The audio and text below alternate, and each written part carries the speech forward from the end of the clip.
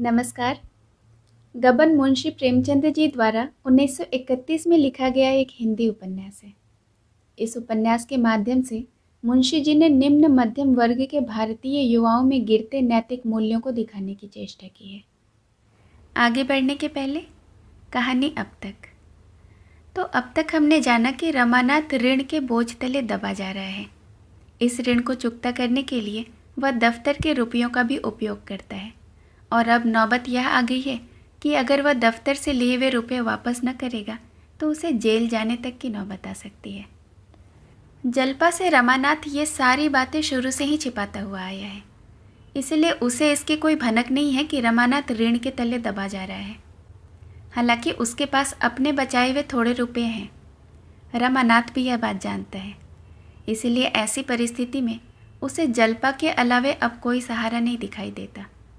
वह जल्पा को एक पत्र लिखकर सारी बातें बताता है, लेकिन पत्र लिखने के बाद उसे ऐसा लगता है कि जल्पा सारी बातें जान गई है तो वह उसके सामने क्या मुंह दिखाएगा।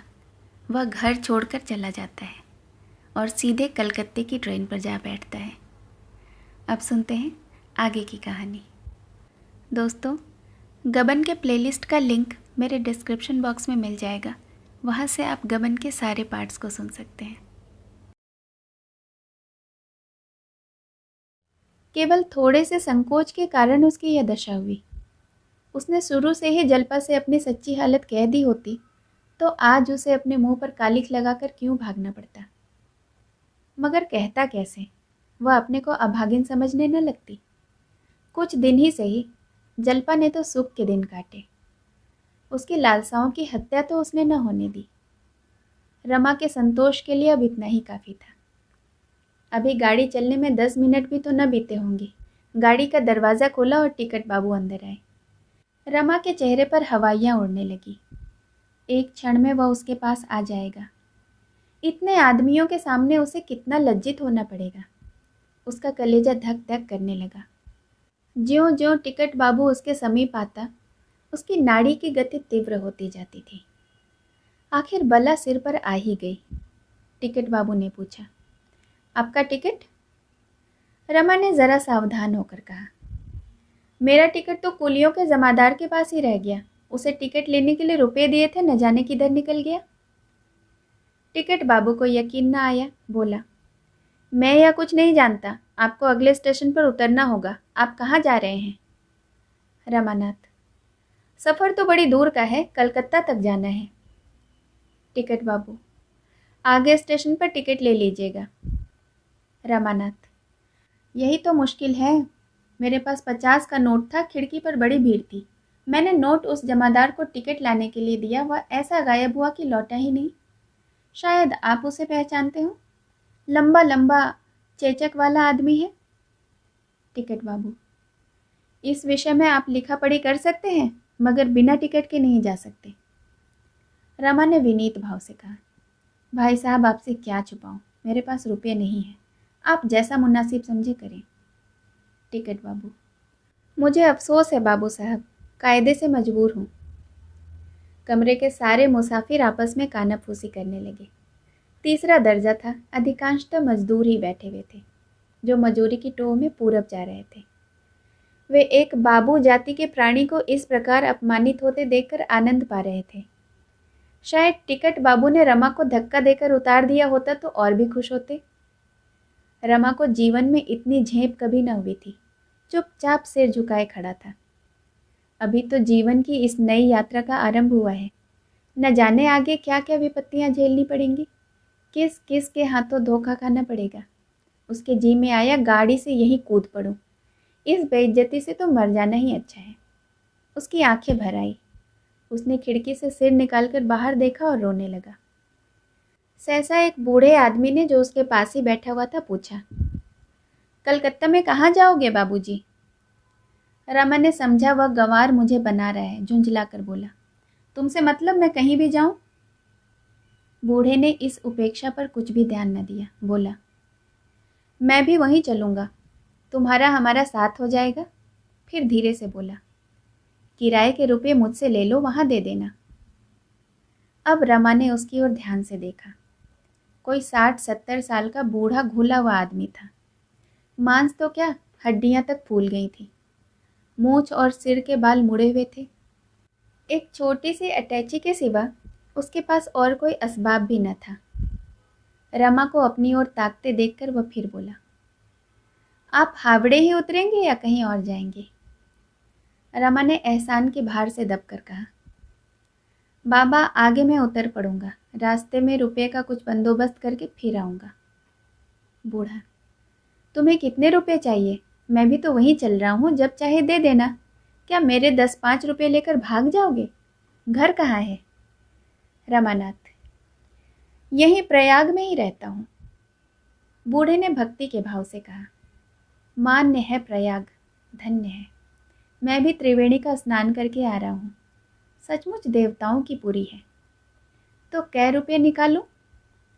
रमा ने सकुचाते हुए कहा, मैं चलते चलते ही रुपया न दे सकूंगा, यह समझ लो। बूढ़े ने सरल भाव से कहा, अरे बाबूजी, मेरे 10-5 रुपये लेकर तुम भाग थोड़े ही जाओगे।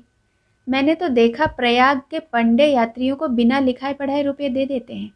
10 रुपये में तुम्हारा काम चल जाएगा? रमा ने सिर झुकाकर कहा, हाँ इतने बहुत हैं। टिकट बाबू को किराया देकर रमा सोचने लगा, यह बूढ़ा कितना सरल, कितना परोपकारी, कितना निष्कपट जीव है।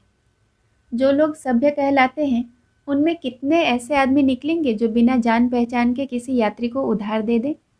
गाड़ी के और मुसाफिर भी बूढ़े को श्रद्धा की दृष्टि से देखने लगे। रमा को बूढ़े की बातों से मालूम हुआ कि वह जाति का खटीक है। कलकत्ता में उसकी शाक सब्जी की दुकान है। रहने वाला तो बिहार का है, पर 40 साल से कलकत्ता में ही रोजगार कर रहा है। देवी दीन नाम है। बहुत दिनों से तीर्थ यात्रा की इच्छा थी, बद्रीनाथ की यात्रा करके लौटा जा रहा है। रमा ने आश्चर्य से पूछा, तुम बद्रीनाथ की यात्रा कराए? वहां तो पहाड़ों की बड़ी बड़ी चढ़ाइयाँ हैं। देवी दीन, भगवान की दया होती है तो सब हो जाता है बाबूजी, उनकी दया चाहिए। रमानाथ, तुम्हारे बाल बच्चे तो कलकत्ता में ही होंगे? देवी दीन ने रूखी हंसी हंसकर कहा, बाल बच्चे तो सब भगवान के घर। 4 बेटे थे, 2 का ब्याह हो गया था, सब चल दिए। मैं ही बैठा हूँ।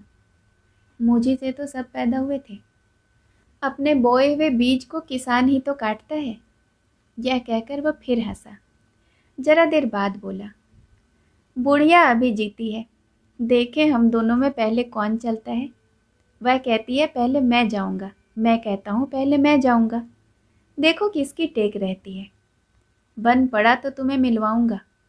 अब भी गहने पहनती है, सोने की बालियां, सोने की हंसली पहने दुकान पर बैठी रहती है।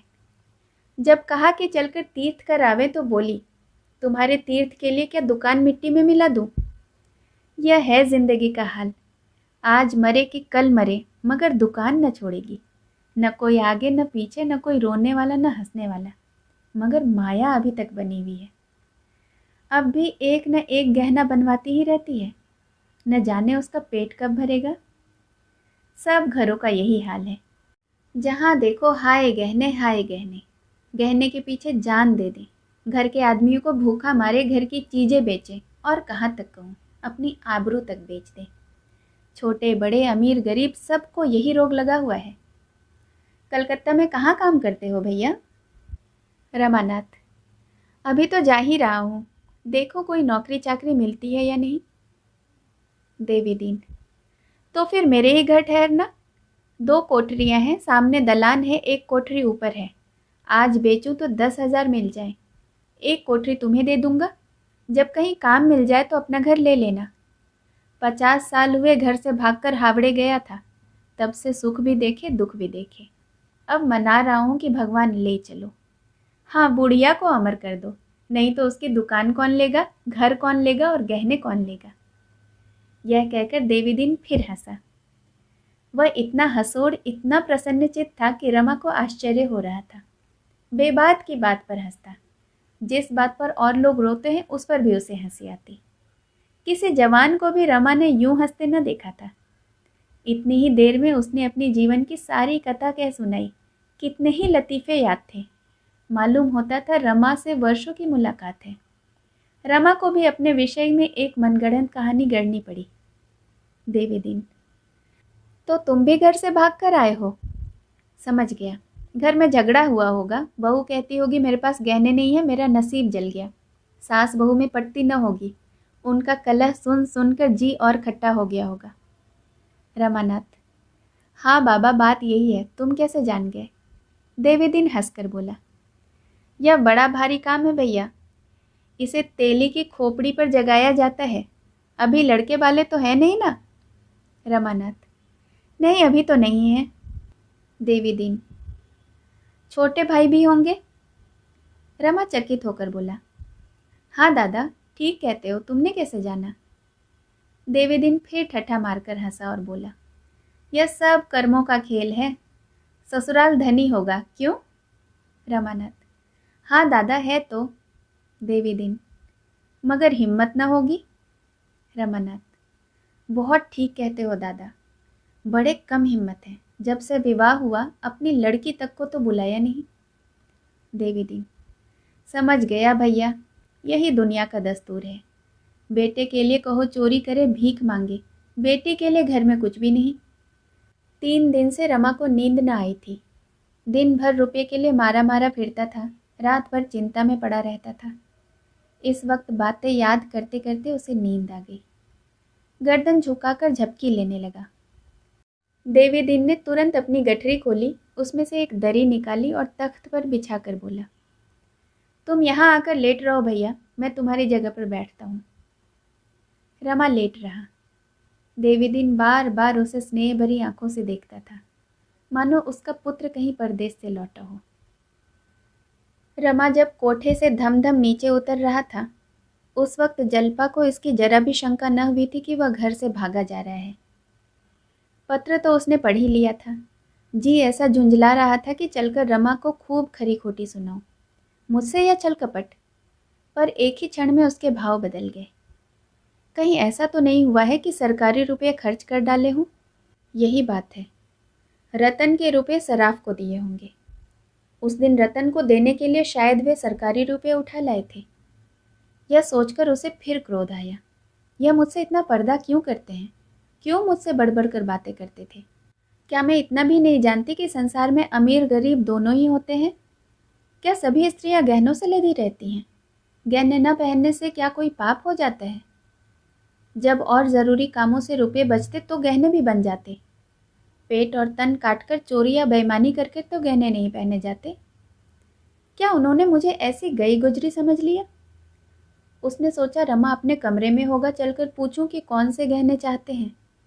परिस्थिति की भयंकरता का अनुमान करके क्रोध की जगह उसके मन में भय का संचार हुआ। वह बड़ी तेजी से उतरी। उसे विश्वास था वह नीचे बैठे हुए इंतजार कर रहा होगा। कमरे में आई तो उसका पता न था। साइकिल रखी हुई थी। तुरंत दरवाजे से झांका, सड़क पर भी नहीं, कहाँ चले गए? लड़के दोनों स्कूल चले गए थे। किसको भेजे कि जाकर उन्हें बुलाए? उसके हृदय में एक अज्ञात संशय उत्पन्न हुआ। फौरन ऊपर गई, गले का हार और हाथ का कंगन उतारकर रुमाल में बांधा, फिर नीचे उतरी। सड़क पर आकर एक तांगा लिया और कोचवान से बोली, चुंगी कचहरी चलो। वह पछता रही थी कि मैं इतनी देर बैठी क्यों रही। क्यों न गहने उतारकर तुरंत दे दिए। रास्ते में वह दोनों तरफ बड़े ध्यान से देखती जाती थी। क्या इतनी जल्दी इतनी दूर निकल आए? शायद देर हो जाने के कारण वह भी तांगे से चले गए होंगे, नहीं तो अब तक ज़रूर मिल गए होते थे। तांगे वाले से बोली, क्यों जी, अभी तुमने किसी बाबूजी को तांगे पर जाते देखा है? तांगे वाले ने कहा, हाँ माई, एक बाबूजी अभी ही इधर से गए हैं। जल्पा को कुछ ढाढ़स हुआ। रमा के पहुंचते पहुंचते वह भी पहुंच जाएगी। कोचवान से बार बार घोड़ा तेज करने को कहती। जब वह दफ्तर पहुंची तो 11 बज गए थे। कचहरी में सैकड़ों आदमी इधर उधर दौड़ रहे थे।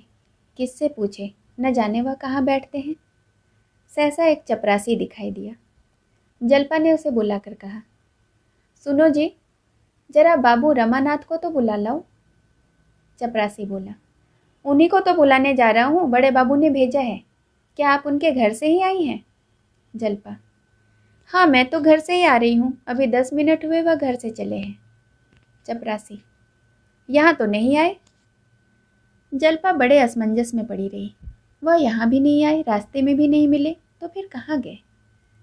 उसका दिल बांसों उछलने लगा, आंखें भर भर आने लगी। वहाँ बड़े बाबू के सिवाय वह किसी और को न जानती थी। उनसे बोलने का अवसर भी न पड़ा था, पर इस समय उसका संकोच गायब हो गया था। भय के सामने मन के और भी भाव दब जाते हैं। चपरासी से बोली, जरा बड़े बाबू से कह दो। नहीं, चलो मैं ही चलती हूँ, बड़े बाबू से कुछ बातें करनी है। जलपा का ठाट बाट और रंग ढंग देखकर चपरासी रौब में आ गया। उल्टे पांव बड़े बाबू के कमरे में चला गया। जलपा उसके पीछे पीछे हो ली। बड़े बाबू खबर पाते ही तुरंत बाहर निकल आए। जलपा ने कदम आगे बढ़ाकर कहा, क्षमा कीजिए बाबू साहब, आपको कष्ट हुआ। वह 15-20 मिनट हुए घर से चले हैं, क्या अभी तक यहाँ नहीं आए? रमेश, अच्छा, आप मिसेज रमानाथ हैं। अभी तो यहाँ नहीं आए, मगर दफ्तर के वक्त सैर सपाटे करने की तो उनकी आदत न थी। जलपा ने चपरासी की ओर ताकते हुए कहा, मैं आपसे कुछ अर्ज करना चाहती हूँ। रमेश, तो चलो अंदर बैठो, यहाँ कब तक खड़ी रहोगी? मुझे आश्चर्य है कि कहाँ चला गया। कहीं बैठा शतरंज तो नहीं खेल रहा है? जलपा, नहीं बाबूजी, मुझे ऐसा भय हो रहा है कि वह कहीं और न चले गए हों। अभी 10 मिनट हुए उन्होंने मेरे नाम एक पुर्जा लिखा था। जी हाँ, देखिए, यह पुर्जा मौजूद है। आप तो उन पर कृपा रखते हैं तो कोई पर्दा नहीं। उनके जिम्मे कुछ सरकारी रुपये तो नहीं निकलते? रमेश ने चकित होकर कहा, क्यों, उन्होंने तुमसे कुछ नहीं कहा? जलपा, कुछ नहीं, इस विषय में एक शब्द भी नहीं कहा। रमेश, कुछ समझ में नहीं आता। आज उन्हें 300 रुपये जमा करना था। परसों की आमदनी उन्होंने जमा नहीं की थी। नोट थे, जेब में डालकर चल दिए, बाजार में किसी ने नोट निकाल लिए। मुस्कुराकर फिर कहा, किसी और देवी की पूजा तो नहीं करते? जलपा का मुख लज्जा से नत हो गया। बोली, अगर यह ऐब होता तो आप भी इस इल्ज़ाम से न बचते। जेब से किसी ने निकाल लिए होंगे, मारे शर्म की मुझसे न कहा होगा। मुझसे जरा भी कहा होता तो तुरंत रुपए निकाल कर दे देती, इसमें बात ही क्या थी? रमेश बाबू ने अविश्वास के भाव से पूछा, क्या घर में रुपए हैं? जलपा ने निशंक होकर कहा, 300 चाहिए ना, मैं अभी लिए आती हूँ। रमेश, अगर वह घर पर आ गए हों तो भेज देना। जलपा आकर तांगे पर बैठ गई और कोचवान से चौक चलने को कहा। उसने अपना हार बेच डालने का निश्चय कर लिया था। यूँ उसकी कितनी ही सहेलियाँ थीं जिससे उसे रुपये मिल सकते थे। स्त्रियों में बड़ा स्नेह होता है। पुरुषों की भांति उनकी मित्रता केवल पान शतरंज तक ही समाप्त नहीं हो जाती। मगर अवसर नहीं था। सर्राफे में पहुंचकर वह सोचने लगी कि किस दुकान पर जाऊं। भय हो रहा था कहीं ठगी न जाऊं। इस सिरे से उस सिरे तक चक्कर लगाई, किसी दुकान में जाने की हिम्मत न पड़ी। उधर वक्त भी निकला जाता था। आखिर एक दुकान पर एक बूढ़े सर्राफ को देखकर उसका संकोच कुछ कम हुआ। सर्राफ बड़ा घाघ था। जलपा की झिझक और हिचक देखकर समझ गया कि अच्छा शिकार फंसा है। जलपा ने हार दिखाकर कहा, आप इसे ले सकते हैं? सर्राफ ने हार को इधर उधर देखकर कहा, मुझे 4 पैसे की गुंजाइश होगी तो क्यों न ले लूँगा। माल चोखा नहीं है। जलपा, तुम्हें लेना है इसलिए माल चोखा नहीं है, बेचना होता तो चोखा होता। कितने में लोगे? सर्राफ, आप ही कह दीजिए। सर्राफ ने 250-300 दाम लगाए और बढ़ते बढ़ते 400 तक पहुंचा। जलपा को देर हो रही थी, रुपये लिए और चल खड़ी हुई। जिस हार को उसने इतने चाव से खरीदा था, जिसकी लालसा उसे बाल्यकाल में ही उत्पन्न हो गई थी, उसे आज आधे दामों में बेचकर उसे जरा भी दुख नहीं हुआ, बल्कि गर्वमय हर्ष का अनुभव हुआ। जिस वक्त रमा को मालूम होगा कि उसने रुपये दे दिए हों, उन्हें कितना आनंद होगा। कहीं दफ्तर पहुंच गए हो तो बड़ा मज़ा हो, यह सोचती हुई वह दफ्तर पहुंची।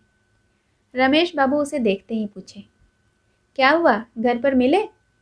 जलपा, क्या अभी तक यहाँ नहीं आए? घर पर तो नहीं गए? यह कहते हुए उसने नोटों का पुलिंदा रमेश बाबू की तरफ बढ़ा दिया। रमेश बाबू नोटों को गिनकर बोले, ठीक है, मगर वह कहाँ है? अगर ना आना था तो एक खत लिख देते। मैं तो बड़े संकट में पड़ा हुआ था, तुम बड़े वक्त से आ गई।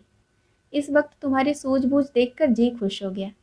सच्ची देवियों का यही धर्म है। जल्पा फिर तांगे पर बैठकर घर चली तो उसे मालूम हो रहा था कि मैं कुछ ऊंची हो गई हूँ। शरीर में एक विचित्र स्फूर्ति दौड़ रही थी। उसे विश्वास था वह आकर चिंतित बैठे होंगे। वह जाकर पहले उन्हें खूब आड़े हाथों लेगी, फिर खूब लज्जित करने के बाद यह हाल कहेगी। लेकिन जब घर पहुंची तो रमानाथ का कहीं पता ही न था। जागेश्वरी ने पूछा, तुम कहाँ चली गई थी इस धूप में? जल्पा, एक काम से चली गई थी। आज उन्होंने भोजन नहीं किया, न जाने कहाँ चले गए।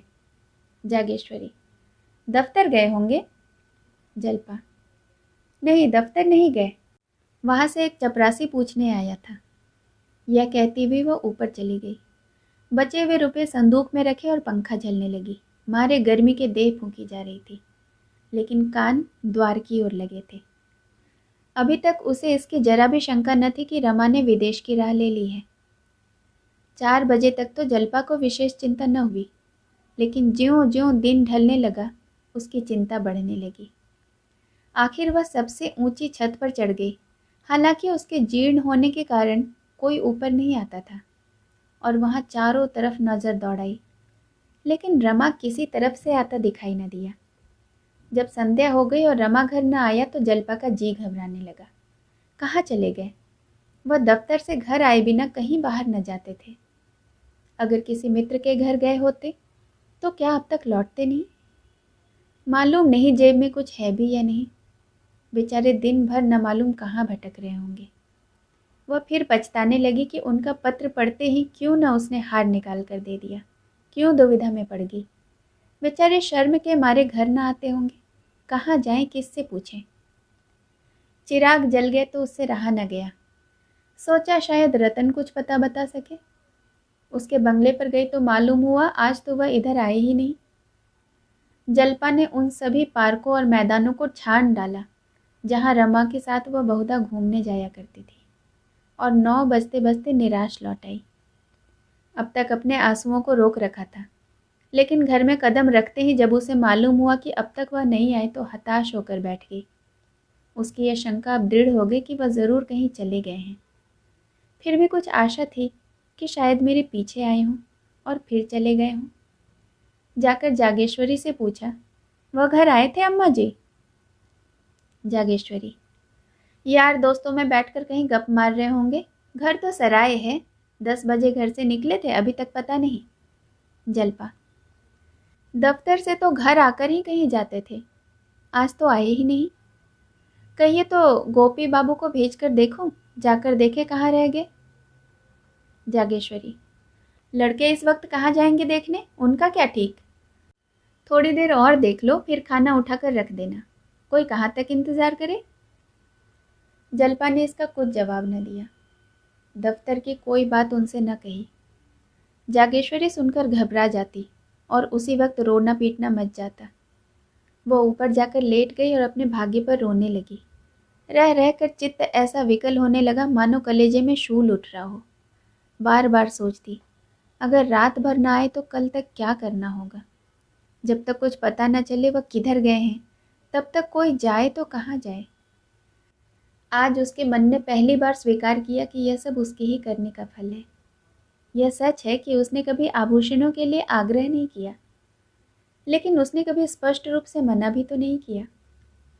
अगर गहने चोरी हो जाने के बाद वह इतनी अधीर न हो गई होती तो आज यह दिन ही क्यों आता। मन की इस दुर्बल अवस्था में जल्पा अपने भार से अधिक भार अपने ऊपर लेने लगी। वह जानती थी रमा रिश्वत लेता है, नोच खसोट कर रुपए लाता है, फिर भी कभी उसने मना नहीं किया। उसने खुद क्यों कमली के बाहर पांव फैलाया, क्यों उसे रोज सैर सपाटे की सूझती थी, उपहारों को ले लेकर वह क्यों फूली न समाती थी। इस जिम्मेदारी को भी इस वक्त जल्पा अपने ऊपर ही ले रही थी। रमानाथ ने प्रेम के वश में होकर उसे प्रसन्न करने के लिए क्या क्या नहीं किया। युवकों का यही स्वभाव है। फिर उसने उनकी रक्षा के लिए क्या किया। क्यों उसे यह समझ न आई कि आमदनी से ज़्यादा खर्च करने का दंड एक दिन भोगना पड़ेगा। अब उसे ऐसी कितनी ही बातें याद आ रही थी जिनसे उसे रमा के मन की विकलता का परिचय पा जाना चाहिए था। पर उसने कभी इन बातों की ओर ध्यान न दिया। जल्पा इन्हीं चिंताओं में डूबी न जाने कब तक बैठी रही। जब चौकीदारों की सीटियों की आवाज़ उसके कानों में आई तो वह नीचे जाकर जागेश्वरी से बोली, वह तो अब तक नहीं आए, आप चलकर भोजन कर लीजिए। जागेश्वरी बैठे बैठे झपकियां ले रही थी। चौंक कर बोली, कहाँ चले गए थे? जल्पा, पता नहीं, अब तक तो नहीं आए। जागेश्वरी, अब तक नहीं आए? आधी रात तो हो गई है, जाते वक्त तुमसे कुछ कहा भी नहीं? जल्पा, कुछ नहीं। जागेश्वरी, तुमने तो कुछ नहीं कहा? जल्पा, मैं भला क्यों कहती? जागेश्वरी, तो मैं लाला जी को जगाऊं? जल्पा, इस वक्त जगाकर क्या कीजिएगा, आप चलकर कुछ खा लीजिए ना। जागेश्वरी, मुझसे तो अब कुछ खाया न जाएगा। ऐसा मनमौजी लड़का है कि न कुछ कहा न सुना, न जाने कहाँ जाकर बैठ रहा। कम से कम कहला तो देता कि मैं इस वक्त ना आऊँगा। जागेश्वरी फिर लेट रही, मगर जल्पा उसी तरह बैठी रही।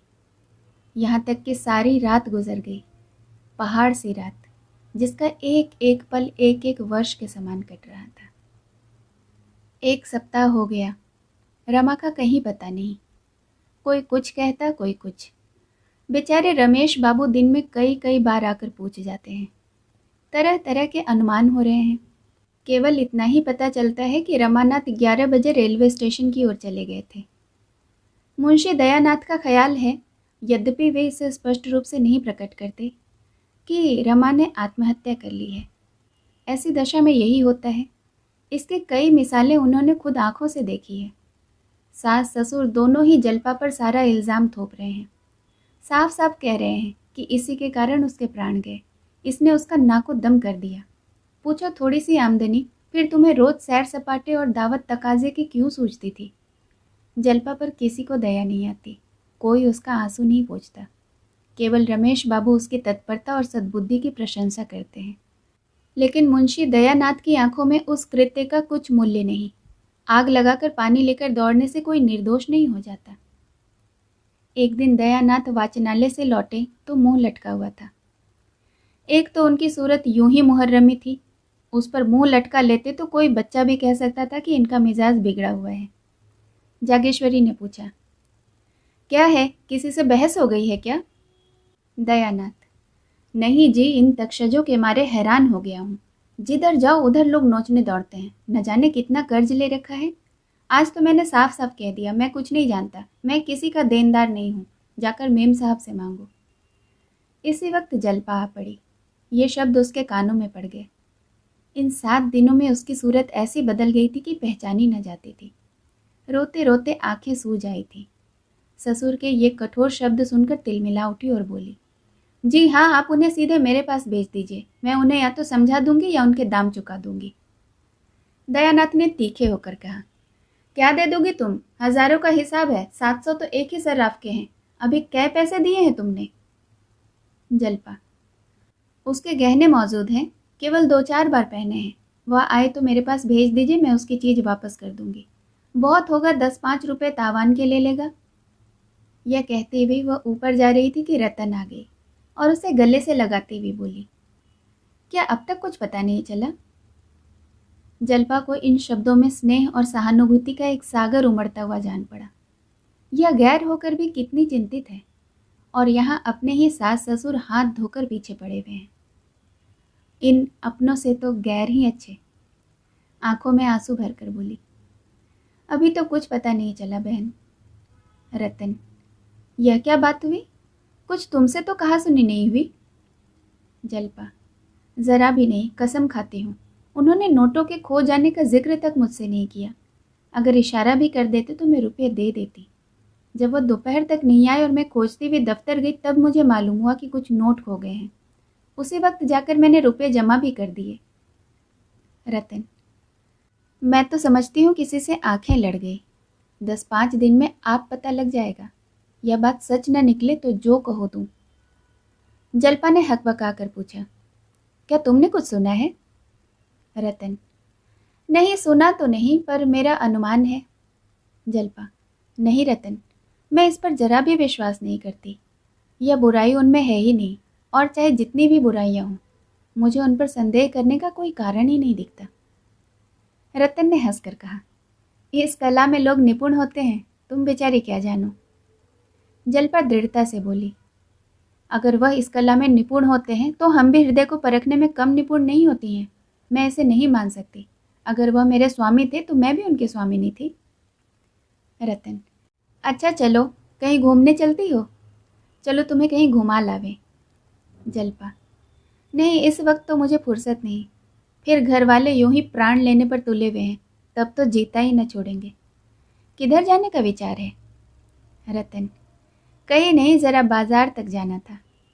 जलपा, क्या लेना है? रतन, जौहरियों की दुकान पर एक दो चीज़ें देखूंगी। बस मैं तुम्हारे जैसा कंगन चाहती हूँ। बाबूजी ने भी कई महीने के बाद रुपए लौटा दिए, अब खुद तलाश करूंगी।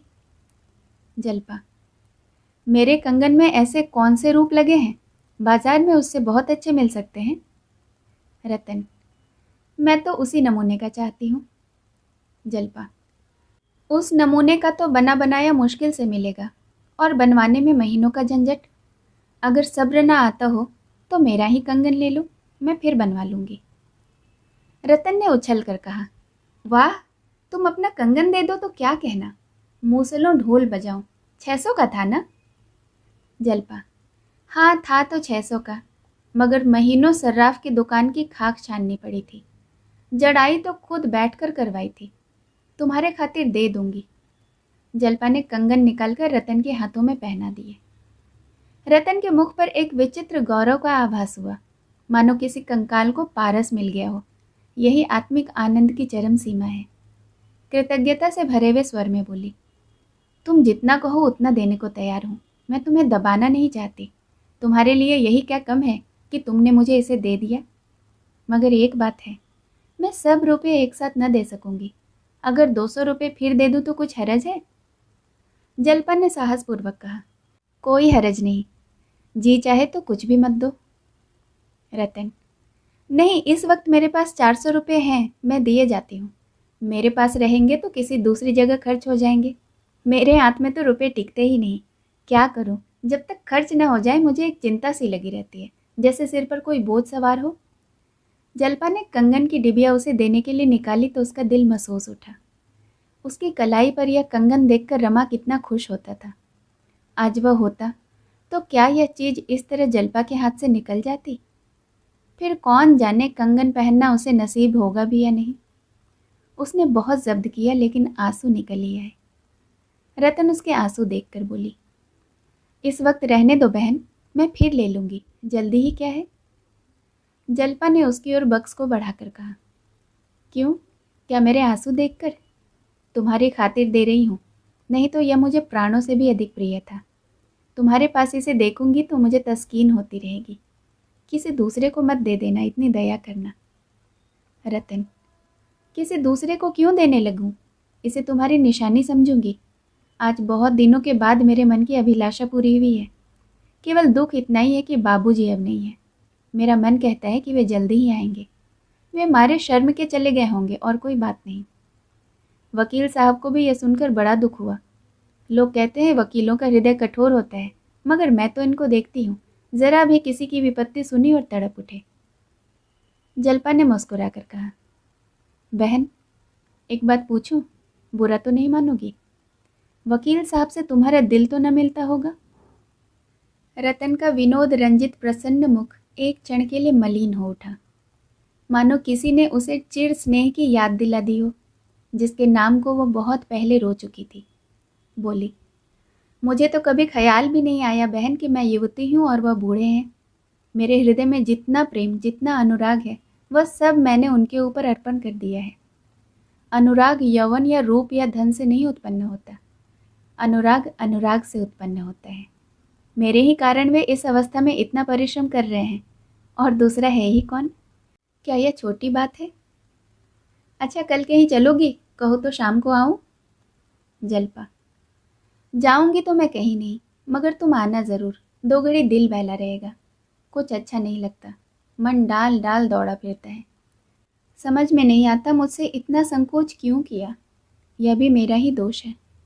मुझ में ज़रूर कोई ऐसी बात उन्होंने देखी होगी जिसके कारण मुझसे पर्दा करना उन्हें ज़रूरी मालूम हुआ। मुझे यही दुख है कि मैं उनका सच्चा स्नेह न पा सकी। जिससे प्रेम होता है उससे हम कोई भेद तो नहीं रखते। रतन उठकर चली तो जल्पा ने देखा कंगन का बक्स मेज पर ही पड़ा हुआ है। बोली, इसे तो लेती जाओ बहन, यहाँ क्यों छोड़े जाती हो? रतन, ले जाऊंगी, अभी जल्दी क्या पड़ी है, अभी पूरे रुपये भी तो नहीं दिए। जल्पा, नहीं नहीं लेती जाओ, मैं न मानूंगी। मगर रतन सीढ़ी से नीचे उतर गई। जल्पा हाथ में कंगन लिए खड़ी रह गई। थोड़ी देर बाद जल्पा ने संदूक से 500 रुपये निकाले और दयानाथ के पास जाकर बोली, यह रुपये लीजिए और नारायण दास के पास भिजवा दीजिए, बाकी रुपये भी मैं जल्द ही दे दूंगी। दयानाथ ने झेंप कर कहा, रुपये कहाँ मिल गए? जल्पा ने निसंकोच होकर कहा, रतन के हाथ कंगन बेच दिया। दयानाथ उसका मुंह ताकने लगे। 1 महीना गुजर गया। प्रयाग के सबसे अधिक छपने वाले दैनिक पत्र में एक नोटिस निकल रहा है जिसमें रमानाथ के घर लौट आने की प्रेरणा दी गई है और उसका पता लगाने वाले आदमी को 500 रुपये इनाम देने का वचन दिया गया है।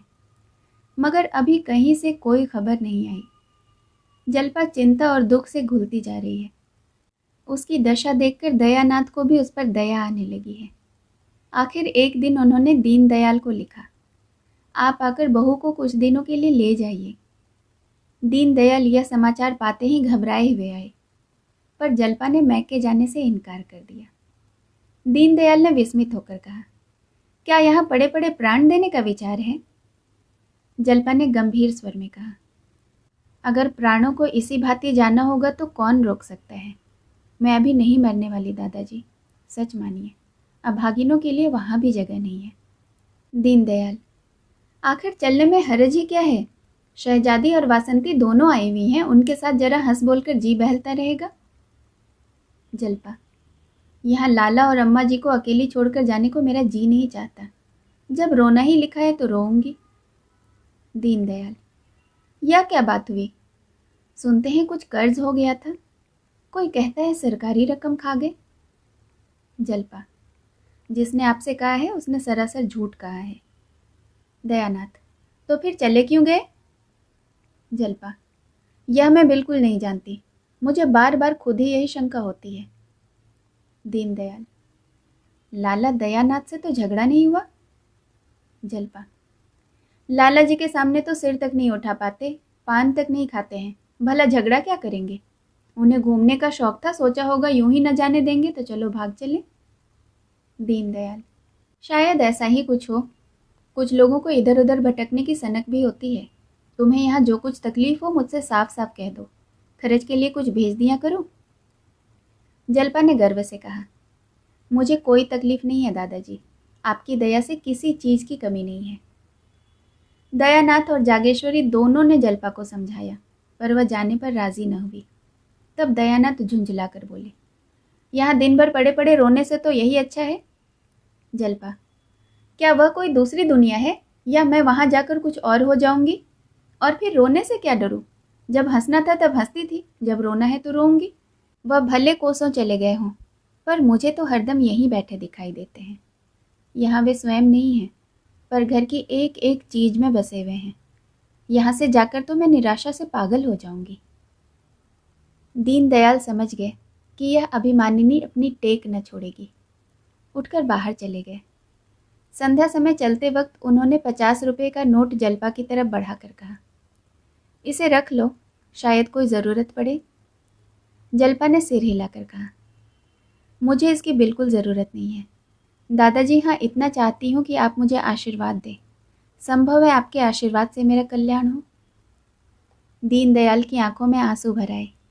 नोट वहीं चारपाई पर रखकर बाहर चले आए। क्वार का महीना लग चुका था। मेघ के जलशून्य टुकड़े कभी कभी आकाश में दौड़ते नजर आ जाते थे। जल्पा छत पर लेटी हुई उन मेघ खंडों की किलोले देखा करती। चिंता व्यथित प्राणियों के लिए इससे अधिक मनोरंजन की वस्तु और कौन है?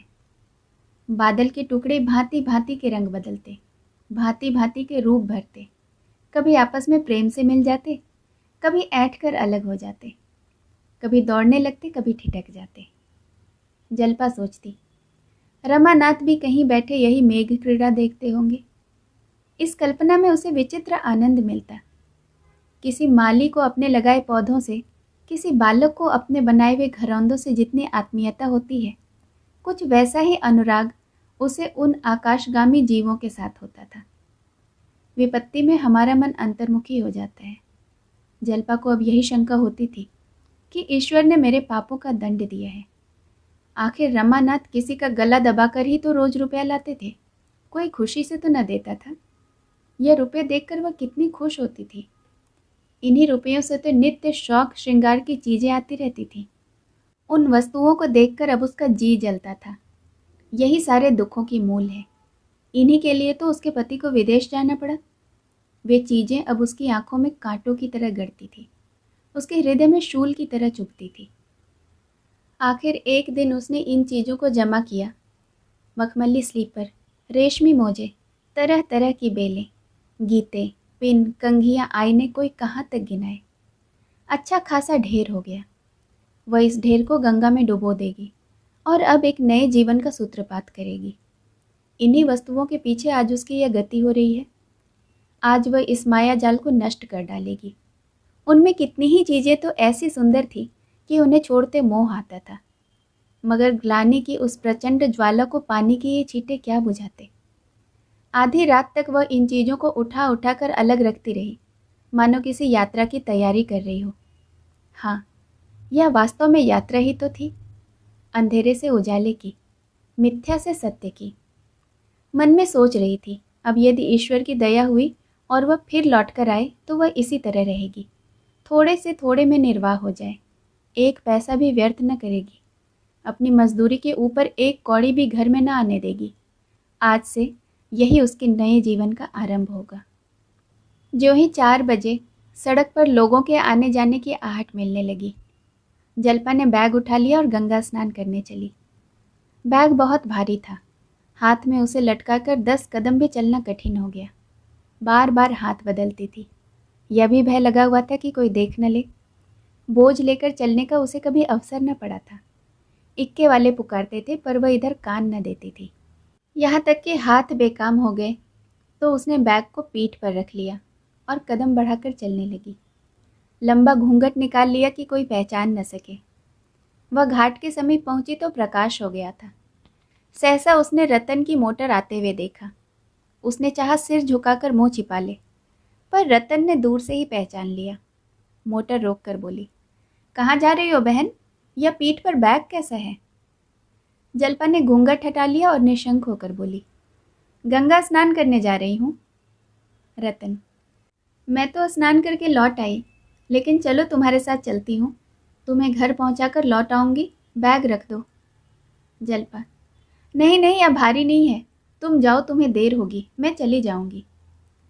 मगर रतन ने न माना। कार से उतरकर उसके हाथ से बैग ले ही लिया और कार में रखते हुए बोली, क्या भरा है तुमने इसमें? बहुत भारी है, खोलकर देखो। जल्पा, इसमें तुम्हारे देखने लायक कोई भी चीज़ नहीं है। बैग में ताला न लगा था। रतन ने खोलकर देखा तो विस्मित होकर बोली, इन चीज़ों को लिए कहाँ जाती हो? जल्पा ने कार पर बैठते हुए कहा, इन्हें गंगा में बहा दूंगी। रतन ने विस्मय में पड़कर कहा, गंगा में? कुछ पागल तो नहीं हो गई हो? चलो घर चलो, बैग रखकर फिर आ जाना।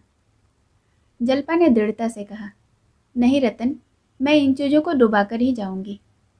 रतन, आखिर क्यों? जल्पा, पहले कार को बढ़ाओ फिर बताऊंगी। रतन, नहीं, पहले बता दो। जल्पा, नहीं, या ना होगा, पहले कार को बढ़ाओ। रतन ने हार कर कार को बढ़ाया और बोली, अच्छा अब तो बताओगी? जल्पा ने उलाहने के भाव से कहा, इतनी बात तो तुम्हें खुद ही समझ लेनी चाहिए थी, मुझसे क्या पूछती हो? अब वे चीज़ें मेरे किस काम की हैं? इन्हें देख देख कर मुझे दुख होता है।